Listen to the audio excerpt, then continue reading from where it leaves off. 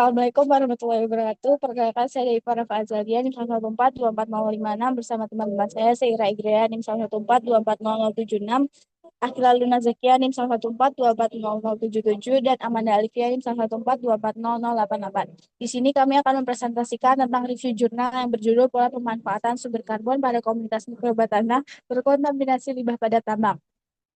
Ini latar belakang. Pertama, di San Luis Potosi, Meksiko yang berlangsung ratusan tahun menghasilkan limbah logam berat berbahaya seperti AS, PB, CD, CO, dan CN yang mencemari tanah. Pencemaran ini membahayakan kesehatan manusia, ekosistem, serta mengganggu fungsi mikroba tanah yang sangat penting bagi kesuburan dan keseimbangan lingkungan.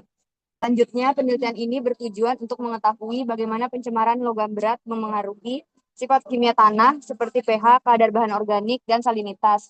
Selain itu, penelitian ini juga ingin mengukur aktivitas metabolik mikroba tanah dengan cara melihat bagaimana komunitas mikroba memanfaatkan berbagai jenis sumber karbon.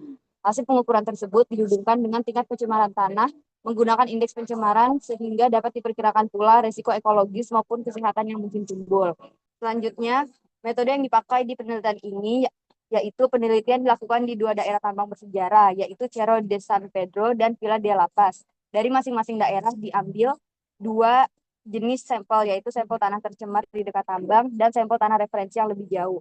Sampel dianalisis kandungan logam beratnya, serta sifat fisik kimia seperti pH, kadar bahan organik, dan salinitas. Tingkat pencemaran dinilai dengan Metal Pollution Index atau MPI dan Soil Quality Guidelines Quotient Index atau SQGQI.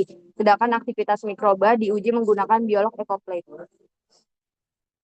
Untuk hasil penelitian ini menunjukkan bahwa kadar logam berat di kedua lokasi tambang sangat tinggi, jauh melebihi batas aman internasional. Sebagai contoh, timbal di Cerro de San Pedro mencapai lebih dari 6.000 mg per kilogram tanah, dan arsenik di Villa de la Paz lebih dari 7.000 mg per kilogram.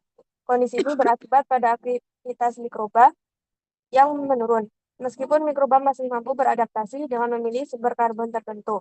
Selain logam berat itu sendiri, faktor kimia tanah seperti pH, kadar bahan organik, dan salinitas juga berpengaruh terhadap aktivitas mikroba. Implikasi dari penelitian ini adalah pencemaran logam berat akibat aktivitas tambang terbukti menurunkan kualitas tanah serta mengganggu fungsi mikroba yang penting bagi keseluruhan dan keseimbangan ekosistem. Kondisi ini berpotensi menimbulkan dampak kesehatan pada manusia, kerusakan lingkungan, hingga penurunan produktivitas lahan sehingga diperlukan upaya remediasi jangka panjang. Kesimpulannya, secara keseluruhan tanah di wilayah tambang San Luis Potosi ini memiliki kadar logam berat yang sangat tinggi yang berisiko bagi kesehatan manusia dan ekosistem. Aktivitas mikroba tanah memang menurun, tapi masih ada tanda adaptasi melalui pemanfaatan sumber karbon tertentu. Temuan ini penting bagi dasar kebijakan pengelolaan tambang, pemulihan lingkungan, dan strategi penggunaan lahan yang berkelanjutan. Berikut referensi yang kami gunakan. Sekian dari kami, kurang lebihnya mohon maaf. Wassalamualaikum warahmatullahi wabarakatuh.